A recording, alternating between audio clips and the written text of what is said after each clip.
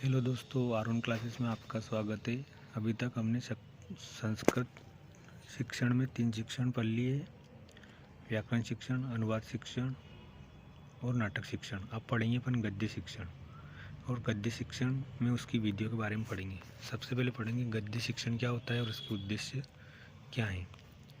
तो गद्य शिक्षण का उद्देश्य ग्रहणम अभिव्यक्तश्च, यानी कि इसमें क्या है कि ज्ञान को ग्रहण किया जाता है और उसके बाद उसे अभिव्यक्त किया जाता है। गद्य गद धातु प्लस यत प्रत्यय से बना हुआ है। गद्य का प्रथम बार दर्शन, यह प्रथम बार उपयोग कहाँ हुआ है? वेद में। कौन से वेद में? यजुर्वेद में। वेद कितने प्रकार के? 4 प्रकार के: ऋग्वेद, यजुर्वेद, सामवेद, अथर्ववेद।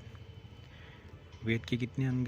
6 अंग: शिक्षा, कल्प, व्याकरण, निरुक्त, छंद, ज्योतिष। तो यहाँ से कैसे क्वेश्चन आ सकते हैं? गद्य शिक्षण का मुख्य उद्देश्य क्या है? तो ज्ञान को ग्रहण करके और अभिव्यक्त करना है ना, बोलना। गद्य कैसे बना हुआ है? तो गद्य धातु प्लस यत प्रत्यय। गद्य का प्रथम दर्शन कब हुआ, या गद्य का प्रथम प्रयोग कहाँ हुआ? तो वेद में। कौन से वेद में? यजुर्वेद में। वेद कितने प्रकार के? 4 प्रकार के: ऋग्वेद, यजुर्वेद, सामवेद, अथर्ववेद। वेद के कितने अंग? 6: शिक्षा, कल्प, व्याकरण, निरुक्त, छंद, ज्योतिष। गद्य शिक्षण की सर्वश्रेष्ठ विधि कौन सी है? तो अर्थबोध विधि। अब अपन पढ़ेंगे गद्य शिक्षण की विधियाँ। गद्य शिक्षण से पहले अपन पढ़ेंगे गद्य कितने प्रकार का होता है? तो 2 प्रकार का। एक कथा आधारित गद्य होता है, एक आख्यायिका आधारित होता है। कथा आधारित गद्य मतलब कल्पनाओं पे होता है, और आख्यायिका मतलब इतिहास प्रसिद्ध।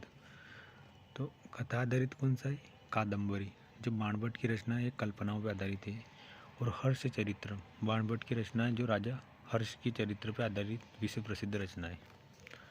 अब गद्य शिक्षण को क्या कहते हैं? तो गद्य शिक्षण का अन्य नाम है काठिन्य निवारण। वो गद्य शिक्षण नहीं दे और पूछे काठिन्य निवारण का मुख्य उद्देश्य क्या है? तो ग्रहणम च अभिव्यक्तश्च, यानी कि ज्ञान को ग्रहण करके और अभिव्यक्त करना, ये गद्य शिक्षण का उद्देश्य है। अब गद्य शिक्षण की विधि कौन कौन सी है? सबसे पहले पढ़ेंगे उद्बोधन विधि। उद्बोधन विधि को क्या बोलते हैं? अर्थ विधि। ये सबसे सर्वश्रेष्ठ विधि है, मनोवैज्ञानिक विधि है, प्राथमिक स्तर हेतु उपयोगी है। गद्य से अर्थबोध विधि या उद्बोधन विधि में क्या होता है कि शिक्षक बच्चों को प्रसंग या ज्ञान, किसी भी प्रसंग की व्याख्या करता है या गद्य पढ़ाता है, तो उसमें क्या करता है कि वो शिक्षण सहायक सामग्री का उपयोग करता है, या वह प्रत्यक्ष रूप से अभिनय करके प्रयोग करता है, या मॉडल दिखाकर उस प्रसंग की व्याख्या करता है, उसका अर्थ समझाता है। तो प्रत्यक्ष रूप से अर्थ समझाता है, इसलिए इसे उद्बोधन विधि कहते हैं। साधन सामग्री, जैसे कि चित्र बोर्ड पे चित्र बनाकर उस प्रसंग की व्याख्या करता है, रेखा चित्र के माध्यम से, मानचित्र के माध्यम से, प्रत्यक्ष रूप से अभिनय करके। शिक्षक खुद प्रत्यक्ष रूप से अपना अभिनय करके दिखाता है। दृश्य सर्व सामग्री के द्वारा मॉडल के या प्रतिकृति दिखाकर। मॉडल यानी कि उस जैसा वैसा नमूना।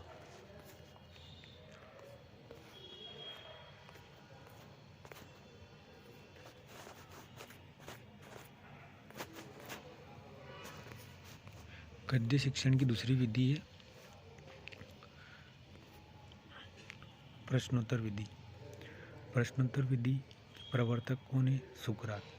इसका दूसरा नाम क्या है? सुकराती विधि। सुकराती विधि क्यों कहते हैं? क्योंकि सुकरात ने सबसे पहले दी थी, और सुकरात के नाम पे इसलिए से सुकराती विधि कहते हैं। इस विधि में शिक्षक विविध प्रश्नों का उत्तर प्राप्त करके पाठ की गति को धीरे धीरे आगे बढ़ाता है। यानी इसमें प्रश्नोत्तर विधि में बच्चों को शिक्षण करवाते समय थोड़ा सा पाठ पढ़ाता है, और फिर उसके बारे में प्रश्न और उत्तर के माध्यम से पूछता है कितना समझ में आया, और फिर धीरे धीरे ऐसे आगे पाठ पढ़ाता जाता है और गद्य शिक्षण का ज्ञान देता है, इसलिए इसे प्रश्नोत्तर विधि कहते हैं। अगली विधि है प्रवचन विधि। प्रवचन विधि या इसका दूसरा नाम है कथन विधि। उच्च स्तर हेतु उपयोगी है।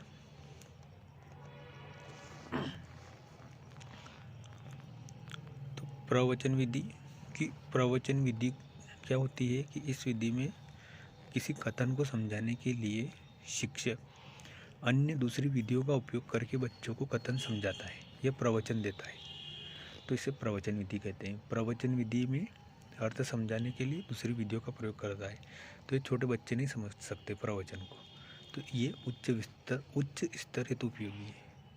इसमें कौन कौन सी प्रविधियाँ पढ़ेंगे? अनुवाद विधि, कोश विधि, परिभाषा विधि, टीका विधि। अनुवाद विधि प्राथमिक स्तर के लिए होती है, यानी कि उस प्रसंग या कथन को अनुवाद के माध्यम से समझाता है, यानी उस पैराग्राफ का अनुवाद कर करके समझाता है। कोश विधि यानी समानार्थक शब्दों के माध्यम से समझाता है। परिभाषा विधि यानी कि उस कथन को परिभाषा दे देकर समझाता है। टीका विधि यानी कि व्याख्याकारों ने लिखे गए बड़े ग्रंथ को संक्षिप्त रूप में जो लिखा जाता है उसे टीका कहते हैं। उन टीका विधि के माध्यम से उस कथन को समझाता है, तो इसे क्या कहते हैं? टीका विधि। तो प्रवचन विधि और इनकी ये विधियाँ 4 उपविधियाँ मतलब। अगली विधि है स्पष्टीकरण विधि। स्पष्टीकरण विधि उच्च स्तर हेतु उपयोगी है। इसकी प्रविधि कौन कौन सी है? व्युत्पत्ति विधि, प्रसंग विधि, तुलना विधि। स्पष्टीकरण विधि यानी कि किसी कथन को अपन को स्पष्ट करना हो, यानी पढ़ाते समय किसी कथन या प्रसंग को स्पष्ट करना हो तो वहाँ पर स्पष्टीकरण विधि का उपयोग किया जाता है। और इसमें कौन कौन सी प्रविधियाँ मतलब उपविधियों का सहारा लेते हैं? तो व्युत्पत्ति विधि मतलब जैसे कि अपन को दे दिया कारक, तो कारक शब्द का जन्म कैसे हुआ? तो कारक क्री धातु उणुल प्रत्यय से मिलकर बना है। तो कारक काय से मिलकर बना है? क्री धातु उणुल प्रत्यय से। प्रसंग विधि के माध्यम से स्पष्टीकरण करता है या अर्थ समझाता है। तुलना विधि दो भाषा की तुलना करके समझाता है, तुलना कर करके, तो उसे तुलना विधि कहते हैं। तो स्पष्टीकरण विधि उच्च स्तर के छात्रों हेतु उपयोगी है। इसकी में कौन कौन सी प्रविधियों का उपयोग किया जाता है? तो व्युत्पत्ति विधि, प्रसंग विधि, तुलना विधि।